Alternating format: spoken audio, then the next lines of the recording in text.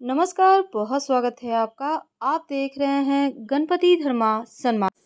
वृषभ राशि 9 अक्टूबर को देवगुरु बृहस्पति वक्री होने जा रहे हैं। देवगुरु बृहस्पति वर्तमान समय में वृषभ राशि में चल रहे हैं और वृषभ राशि में ही वक्री होंगे।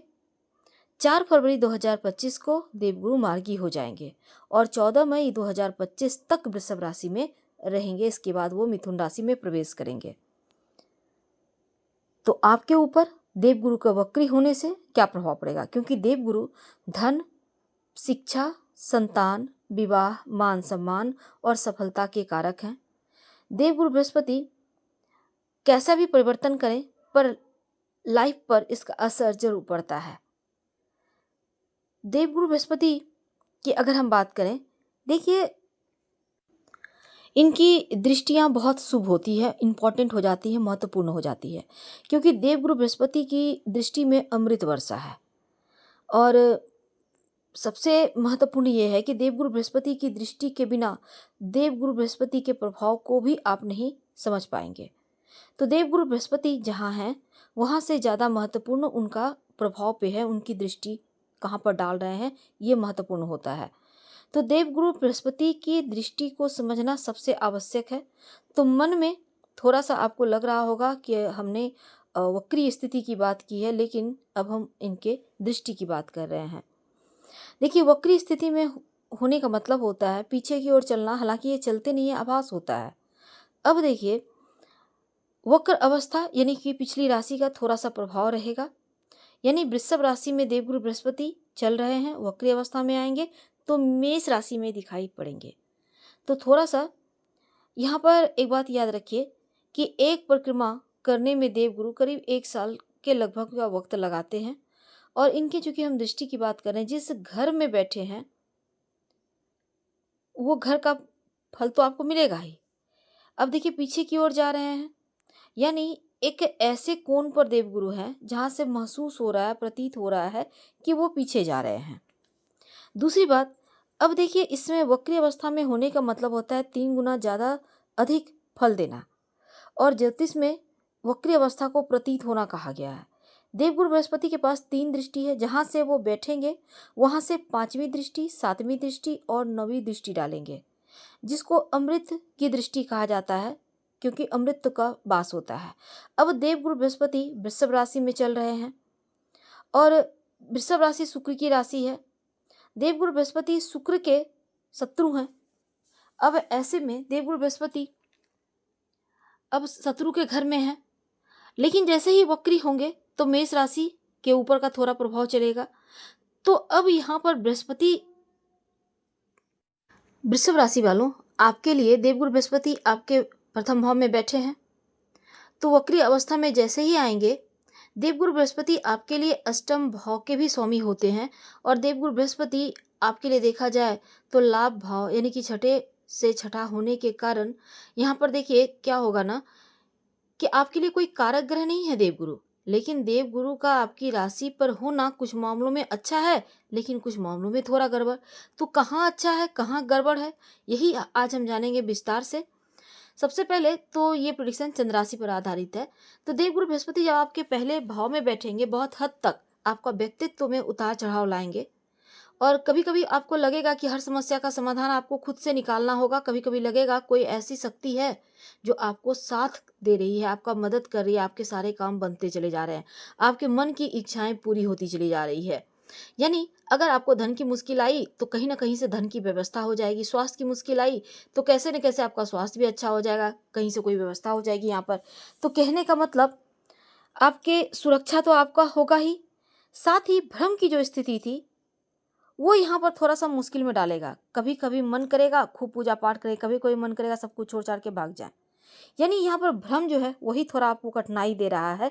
और स्वास्थ्य के मामलों में थोड़ा सा सतर्क रहिएगा, अपना आत्मविश्लेषण कीजिए और जरूरी जो भी आपके अंदर कमी है उसको दूर करने का प्रयास कीजिए। अपनी खूबियों को बढ़ाइए, पॉजिटिव एनर्जी बनाए रखिए, तब जाकर चीज़ों को आप बढ़िया तरीके से अपने पक्ष में कर पाएंगे। अब यहाँ पर देखिए, खूब व्यर्थ का बेवजह विवाद, झगड़ा, लड़ाई, दूसरे के झमेले में पड़ना, इन सभी चीज़ों से दूर रहें। खुश रहें, खुशियों को बिखेरें, ये बहुत आवश्यक है। अगर आप नौकरी करते हैं, आप बिजनेस करते हैं, आप जो भी कार्य करेंगे, जो भी परिश्रम करेंगे, उसका फल मिलेगा। लेकिन प्रमोशन के लिए अगर आप प्रयास करें, थोड़ा धैर्य रखिएगा और आकस्मिक रूप से प्रमोशन की सूचना आपको मिल सकती है फरवरी 2025 के मध्य। अब जो व्यापारी भाई हैं, आपको भी हल्की-फुल्की मुश्किलों को छोड़ दिया जाए तो बड़ा दिक्कत नहीं है। सावधानी रखें, खासकर बच्चों की तरफ से कोई बढ़िया समाचार मिलेगा, सुखद समाचार मिलेगा। देवगुरु बृहस्पति की जो दृष्टि है ना, पंचम भाव पर है। अब देवगुरु भले ही शत्रु राशि वृषभ राशि में बैठे, लेकिन वृषभ वालों के लिए उनकी जो दृष्टि अमृत का काम करेगी। तो पंचम भाव संतान का है, शिक्षा का है, प्रेम का है। संतान की तरफ से खुशखबरी मिलेगा, संतान प्राप्ति के योग बनेंगे, संतान की तरफ से लाभ मिलेगा, संतान को उनके क्षेत्र में तरक्की होगी। अगर आप संतान को अपने साथ अपने काम व्यवहार में लाना चाहते हैं तो भी आ सकते हैं। अब देखिए, इस समय अगर किसी के साथ आप व्यापार करना चाहते हैं तो भी समय अनुकूल चलेगा, लेकिन संभल कर। हर किसी पर आंखें बंद कर भरोसा मत कीजिएगा, क्योंकि अभी अभी शनिदेव भी वक्री होकर राहु के नक्षत्र में पहुंचे हैं। तो ऐसे में अपनी तमाम बातों को राज रखिए, आत्मविश्वास को बनाए रखें। कोई भी नया काम शुरू करने के पहले अपने कॉन्फिडेंस लेवल को बढ़ाइए, बड़ों की सलाह लीजिए। प्रेम संबंध हालांकि बढ़िया रहेगा, स्थिरता आएगी। और अगर प्रेम से विवाह करना चाहते हैं तो समय अनुकूल है। दाम्पत्य जीवन बढ़िया रहेगा, जीवन साथी का सपोर्ट मिलेगा।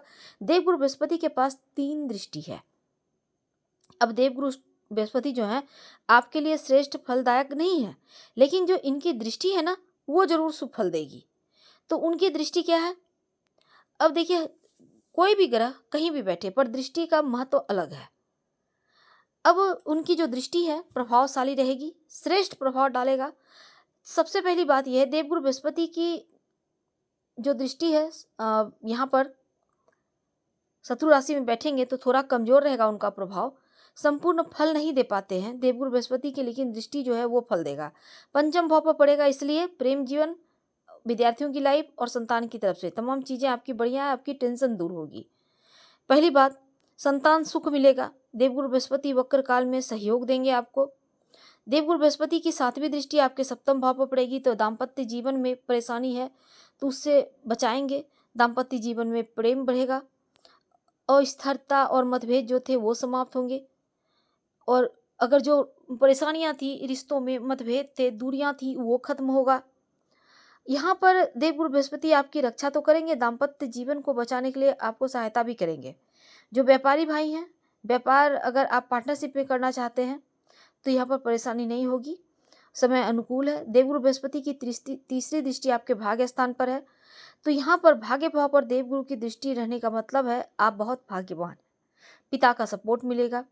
अगर आप किसी भी टेंशन मुसीबत में रहेंगे तो दैव योग से आपको कृपा मिलेगी, आपके हर कार्य बन जाएंगे, आप तरक्की करेंगे। और इस समय देवगुरु बृहस्पति की जो तीसरी दृष्टि है, आपको इसका फायदा उठाना चाहिए, लाभकारी है। अब देखिए, कौन से समय में आपके लिए ज़्यादा अच्छा वक्त है, पहले हम ये समझ लेते हैं। शुभ तारीखें, तो वो तारीखें जो आपके लिए अति शुभ हैं। देखिए, 2025 में 5 जनवरी से 15 जनवरी तक का जो वक्त है आपके लिए बढ़िया है, कोई भी इंपॉर्टेंट कार्य कर सकते हैं, आपके लिए श्रेष्ठ रहेगा। लेकिन 22 जनवरी से 22 अक्टूबर से 31 अक्टूबर तक थोड़ा सावधान रहिएगा। याद रखिए, 22 अक्टूबर से 31 अक्टूबर तक थोड़ा सावधान रहिएगा। उसके बाद 15 दिसंबर से 25 दिसंबर के मध्य थोड़ा सावधान रहिएगा।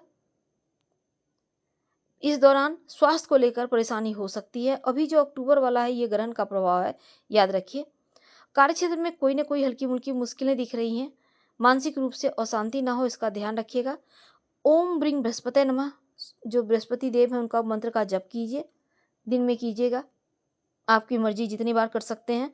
और मन ही मन कीजिए, कभी भी काम धाम करते करते, अब महिलाएं हैं किचन में काम कर रही हैं, करिए, मंत्र जप कीजिए, कोई दिक्कत नहीं है। जो पुरुष है ऑफिस में है, व्यावसायिक स्थल पर है, आप खेती किसानी करते हैं, आप वहीं पे कीजिए, तो मंत्र जप कीजिए और यहाँ पर चीज़ें स्थिर रहेगी। तो अगर आप अविवाहित हैं तो वक्री अवस्था में देवगुरु के आने से आपका विवाह प्राप्त होने के योग है, संतान प्राप्ति के योग बनेंगे, तो बहुत हद तक बहुत सारी चीज़ें बेहतर हो जाएगी। हम आपसे विदा लेंगे।